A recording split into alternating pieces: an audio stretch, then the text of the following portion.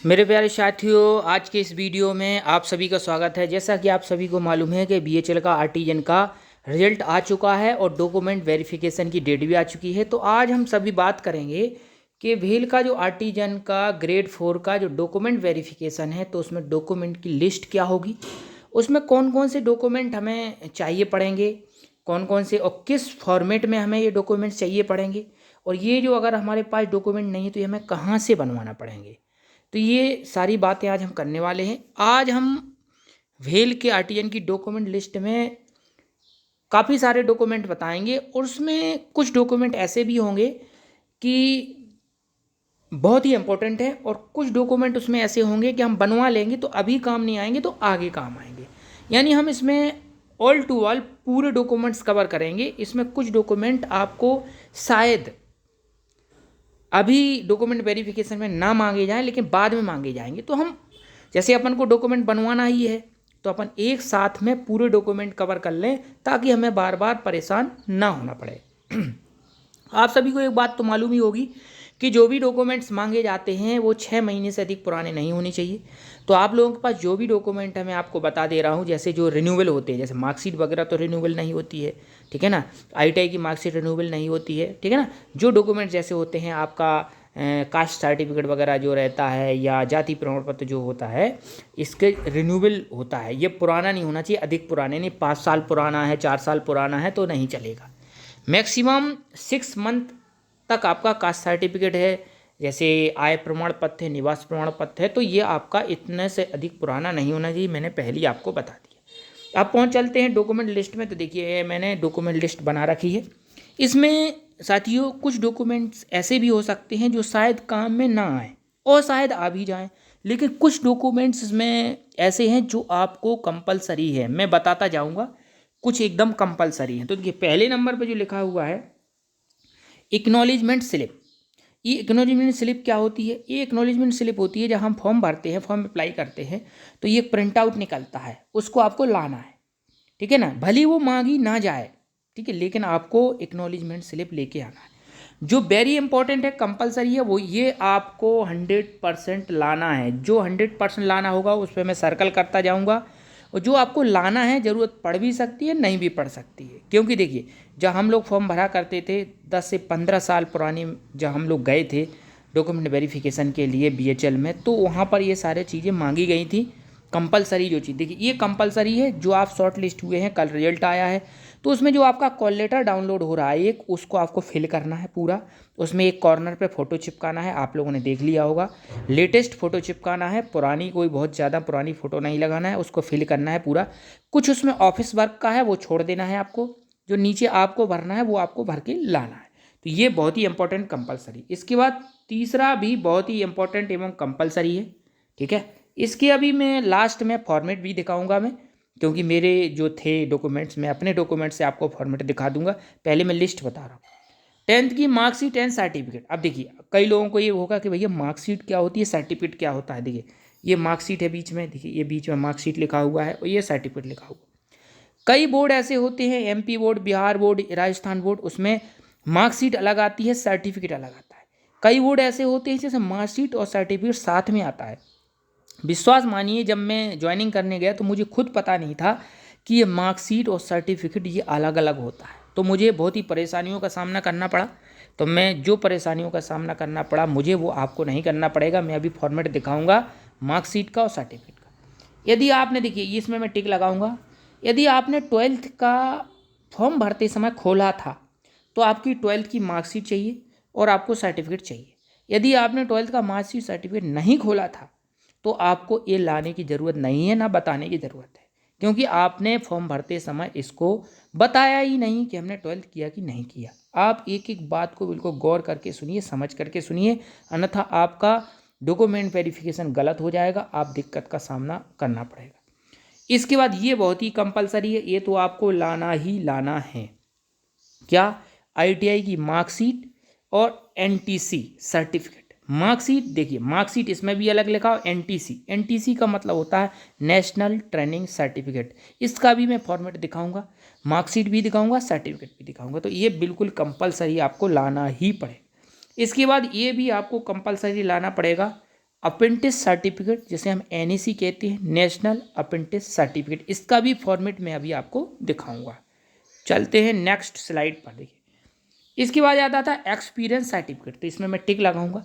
ये सबको नहीं लाना है भाई, जिसने एक्सपीरियंस लगाया है उसको एक्सपीरियंस सर्टिफिकेट कंपलसरी लाना पड़ेगा, लेकिन जिसने एक्सपीरियंस नहीं लगाया उनको इसकी ज़रूरत नहीं है, ठीक है ना। जिसने जितने साल का एक्सपीरियंस लगाया था फॉर्म भरते समय उतने साल का एक्सपीरियंस उसको लाना पड़ेगा। अगर वो नहीं ला पाएगा तो उसकी जो ये दावेदारी है नौकरी के लिए वो रद्द कर दी जाएगी, ठीक है। 8वां नंबर भी कंपलसरी है, फिजिकल हैंडीकैप सर्टिफिकेट। जो विकलांग लोग रहते हैं उन्होंने जो विकलांग का सर्टिफिकेट लगाया था वो भी सर्टिफिकेट आपको लाना पड़ेगा, ठीक है ना।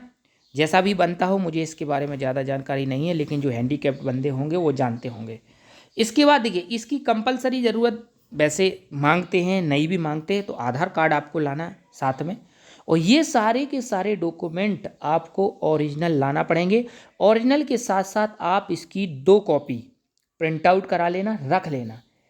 जैसे मांगा उनने तो हम दे देंगे, अब तुरंत प्रिंट आउट कराने के लिए आप कहाँ जाओगे तो आपका ये बीच का काम जो है वो गड़बड़ हो जाएगा। तो आपको ओरिजिनल की जो कॉपी है वो लाना है, प्लस 2 कॉपी आपको फ़ोटो कॉपी प्रिंट आउट करा के लाना। आधार कार्ड, आपको पैन कार्ड, वैसे मांगते नहीं है लेकिन आपको लाना चाहिए, आपको बना हुआ होना चाहिए पैन कार्ड।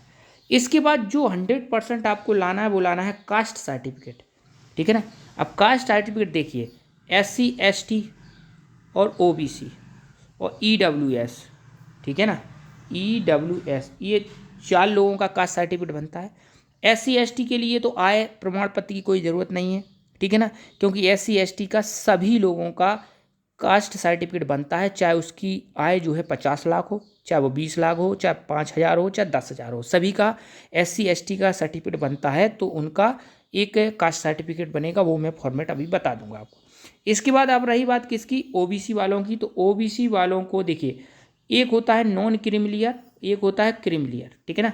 तो क्रीमिलियर वालों का इसमें नहीं आएगा OBC में, तो नॉन क्रीमिलियर वाले होते हैं जिनकी आय 8 लाख से कम होती है। तो अब क्या होता है, OBC का जो नॉन क्रीमिलियर सर्टिफिकेट बनता है वो उन्हीं बंदों का बनता है जिनकी आय 8 लाख से कम होती है, तो उन्हें आय प्रमाण पत्र भी शो करना पड़ेगा या उसी सर्टिफिकेट में लिखा होता है। शायद ये फॉर्मेट चेंज हो गया होगा, आप लोगों को बहुत अच्छे से जानकारी होगी। हमारे समय में क्या था कि आय प्रमाण पत्र अलग बनता था और जाति प्रमाण पत्र अलग बनता था, ठीक है ना। आय प्रमाण पत्र में आय लिखी जाती थी, जाति प्रमाण पत्र में जाति लिखी जाती थी। लेकिन जब से NCL हो गया, नॉन क्रीमिलियर सर्टिफिकेट बनने लगे NCL, तो इसी में शायद लिखा जाता है आय का, यानी आपको इसमें कास्ट सर्टिफिकेट आपको पेश करना पड़ेगा NCL वाला OBC वालों को, और EWS वालों को भी पेश करना पड़ेगा क्योंकि उनकी भी आय 8 लाख से कम होनी चाहिए। तो शायद अब इसमें ऐसा हो गया है, मुझे पूरा इसका पता नहीं है, आप लोगों को जानकारी होगी। लेटेस्ट में अभी आप लोगों ने नॉन क्रीमिलियर सर्टिफिकेट बनवाया होगा तो उसी में आय का ब्यौरा रहता है। यदि उसमें नहीं रहता है तो आपको अलग से आय प्रमाण पत्र पेश करना पड़ेगा, ठीक है ना। इसके बाद देखिए इनकम सर्टिफिकेट मैंने अभी आपको बता दिया है। यदि उसी में NCL OBC के जो NCL मतलब नॉन क्रीमिलियर बंदे हैं जिनकी आय 8 लाख से कम है, अगर उसी में उनका आय का ब्यौरा नहीं है तो उन्हें अलग से आय प्रमाण पत्र बनवाना पड़ेगा। यदि उसी में है तो फिर आपको अलग से आय प्रमाण पत्र नहीं बनवाना पड़ेगा। लेकिन कास्ट सर्टिफिकेट और इनकम सर्टिफिकेट का होना बहुत ज़रूरी है इसमें, तभी आप कोटे का फ़ायदा ले पाएंगे, ठीक है ना। नेक्स्ट इसके बाद देखिए इसमें निवास प्रमाण पत्र भी, जब आप आय जाति बनवाएंगे तो निवास भी बनवा लेना, शायद कहीं ज़रूरत पड़ जाए, कभी कभार मांगते नहीं हैं, कभी कभार मांग भी लेते हैं। इसके बाद आपको एक बैंक अकाउंट की ज़रूरत पड़ेगी, आगे मैंने अभी आपको बता दी। अभी डॉक्यूमेंट वेरिफिकेशन में नहीं पड़ेगी, बैंक अकाउंट की ज़रूरत आगे पड़ेगी जब आप ज्वाइन करेंगे, ठीक है। तो ये मैंने इतनी बातें बता दी। अब मैं फॉर्मेट आपको बता देता हूँ, फॉर्मेट कैसे क्या रहता है। देखिए जो मैंने सबसे पहले बताया था, देखिए ये सबसे ऊपर लिखा होगा, देखिए ये मेरा 10th का मार्कशीट है, ठीक है। आप लोग देख रहे होंगे ये 10th का मार्कशीट है मेरा। अब देखिए इसमें क्या लिखा हुआ है ऊपर, ठीक है। देखिए ये क्या लिखा हुआ है आप देख लीजिए, प्रमाण पत्र सह अंक सूची। देखिए प्रमाण पत्र सह अंक सूची का मतलब है ये सर्टिफिकेट भी। देखिए नीचे देखिए सर्टिफिकेट कम मार्कशीट, यानी जो ये मार्कशीट मेरे पास है, इसमें सर्टिफिकेट भी है और मार्कशीट भी है, यानी इसमें आपको 2 अलग अलग चीज़ नहीं देना पड़ेगी, दोनों का काम करेगा, सर्टिफिकेट का काम भी करेगा और मार्कशीट का काम भी करेगा। पर आपके मन में होगा क्या भैया अभी अलग अलग भी होते हैं? हाँ होते हैं अलग अलग, मैं अब अलग अलग वाला आपको दिखा देता हूँ। ये 10th का था मेरा, ठीक है ना। तो ये इस तरीके से आपको 10th की अगर दोनों अलग अलग हैं तो 2 लाना पड़ेंगे, और अगर इकट्ठा में लिखा हुआ है जैसे मैंने आपको दिखा दिया सर्टिफिकेट कम मार्कशीट, तो एक ही दोनों का काम करेगा। ये चीज़ मुझे ज्वाइनिंग के टाइम पे पता चली थी, ठीक है ना। इसके बाद देखिए, अब ये देख लीजिए 12th क्लास का है मेरा, ये 12th क्लास का क्योंकि मैंने 12th क्लास भी लगाया था। देखिए इसमें क्या लिखा हुआ है, ये मार्कशीट लिखा हुआ है। तो ये मार्कशीट इसमें अकेला लिखा हुआ है, तो ये सर्टिफिकेट का काम नहीं करेगा, तो ये अलग से मिलता है स्कूल से। यदि आप लोगों ने स्कूल से नहीं लिया तो स्कूल से जा कर के ले लीजिए आप लोग। ये देखिए इसमें मार्कशीट अलग लिखा हुआ है, देखिए ये सिंगल है बिल्कुल, ये मार्कशीट है, ये नीचे नंबर चढ़े हुए हैं। अब दूसरा मैं स्लाइड करके बता देता हूँ, देखिए ये वाला देखिए इसमें सर्टिफिकेट लिखा हुआ है, ठीक है, इसमें लिखा हुआ सर्टिफिकेट, मैं आपको दिखा देता हूँ। देखिए ऊपर लिखा है, सबसे ऊपर देखिए ये लिखा हुआ है सर्टिफिकेट, ठीक है ना। ये अलग है। सर्टिफिकेट जो होता है उसमें नंबर वगैरह नहीं चढ़े होते। देखिए मैं आपको दिखा देता हूँ, देखिए इसमें नीचे देख लीजिए, इसमें ये देखिए नंबर नहीं चढ़े हुए हैं। इसमें ये लिखा हुआ है कि आप distinction Hindi, English, math, physics, chemistry सब में डिक्टेंसन है इसमें और कुछ नहीं लिखा हुआ। आप पूरे में देख लीजिए, देखिए पूरा मैंने आपको दिखा दिया। आपका ऊपर ब्यौरा रहेगा, नाम वगैरह रहेगा, देखिए ये नाम वगैरह रहेगा सब, और नीचे फर्स्ट डिवीज़न लिखा रहेगा और डिक्टेंसन ये वगैरह लिखा होगा, और कुछ नहीं लिखा होगा इसमें, ठीक है ना। देख रहे हैं आप लोग, ये कुछ नहीं लिखा होगा। अभी मैं और आपको मार्कशीट दिखा देता हूँ। ये मार्कशीट देखिए, इसमें मार्कशीट है, देखिए ये ऊपर देखिए मार्कशीट है, इसमें पूरे देखिए नंबर चढ़े हुए हैं, नीचे देखिए ये नंबर चढ़े हुए हैं, ठीक है ना। इसमें डिक्टेंसन भी लिखा रहेगा किनारे पर और नंबर भी चढ़े रहेंगे, पर नंबर होते हैं मार्कशीट में। और यदि दोनों एक साथ होता है तो उसमें नंबर भी होते हैं, सर्टिफिकेट दोनों इकट्ठा। तो देखिए मैंने ये 3 दिखाई आपको अभी, देखिए ये मैंने इकट्ठा वाला दिखाया था, इसके बाद ये मार्कशीट दिखाई 12th की, ये 12th का सर्टिफिकेट दिखाया। अब आ जाते हैं नेक्स्ट, देखिए ये ITI की मार्कशीट है, ठीक है ना। ITI की ये क्या है, मार्कशीट है, ठीक है ना। अभी ये देखिए मैं ऊपर दिखा देता हूँ, कहीं ना कहीं लिखा होगा इसमें मार्क्स, देखिए ये मार्क्स चढ़े हुए हैं पूरे, और इसमें मार्कशीट लिखा होगा कहीं ना कहीं, देखिए दिख नहीं रहा मेरे को, ठीक है। प्रमाण पत्र, सर व्यवसायिक प्रमाण पत्र इसमें लिखा नहीं है, लेकिन इसका सर्टिफिकेट अलग से मिलता है ITI का, ये ITI की मार्कशीट है, ठीक है ना। अब इसके बाद जाते हैं ITI के सर्टिफिकेट पे। देखिए ऐसा सर्टिफिकेट आपको मिलेगा ITI का, ये तो आप लोगों को पता होगा। देखिए ये लिखा है NTC, नेशनल ट्रेनिंग सर्टिफिकेट, इसका होना बहुत ज़रूरी है। इसके बिना आपका डॉक्यूमेंट वेरिफिकेशन नहीं हुआ, रुक जाएगा, वो आपको भगा देंगे। तो ये आपको होना चाहिए नेशनल ट्रेनिंग सर्टिफिकेट। इसके बाद आते हैं आगे, देखिए ये भी बहुत ज़रूरी है, नेशनल अप्रेंटिस सर्टिफिकेट, ठीक है। ये अप्रेंटिस का सर्टिफिकेट है और इसी में अप्रेंटिस के नंबर चढ़े होते हैं, ठीक है ना। ये आपको मिलेगा, एक ही मिलेगा ये, ठीक है। जैसे अभी 2 मिल रहे थे, 10th में मार्कशीट सर्टिफिकेट 2, 12th में मार्कशीट सर्टिफिकेट 2, ITI में मार्कशीट सर्टिफिकेट 2, लेकिन अप्रेंटिस में एक ही मिलेगा। देखिए मैंने ये देखिए 2011 में मैंने अप्रेंटिस की थी, BHL झांसी से की थी, आप लोग देख रहे होंगे, ठीक है ना। ये पूरे नंबर नीचे लिखे होंगे, इसमें मैं नीचे स्लाइड करके आपको बता देता हूँ। देखिए ये नंबर लिखे हुए हैं, 520 में 476 नंबर आए थे, ठीक है ना। तो ये आपको एक नेशनल अप्रेंटिस सर्टिफिकेट मिलेगा। इसके बाद पहुँच चलते हैं, जो आपको कास्ट सर्टिफिकेट बनवाना है, वो अगर कोशिश करें आप इस फॉर्मेट पर बनवाएं।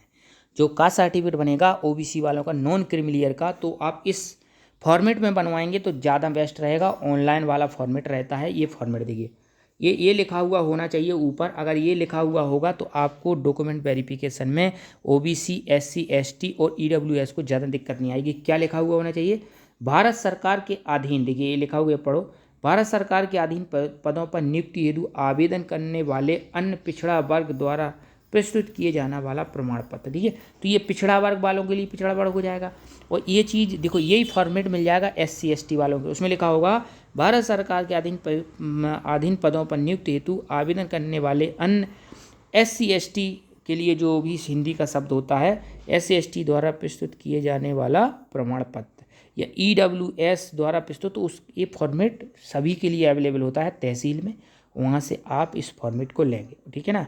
तो ये फॉर्मेट पर अगर आप बनवा लेंगे, मैंने बनवाया था, देखिए नीचे ये तहसीलदार की मोहर लगी हुई है, ठीक है। मैंने भी 2011 में ये बनवाया था, ये डेट लिखी हुई, देखिए ये लिखी हुई है 4/10/2011। तो इस तरीके से मैंने बनवाया था ये।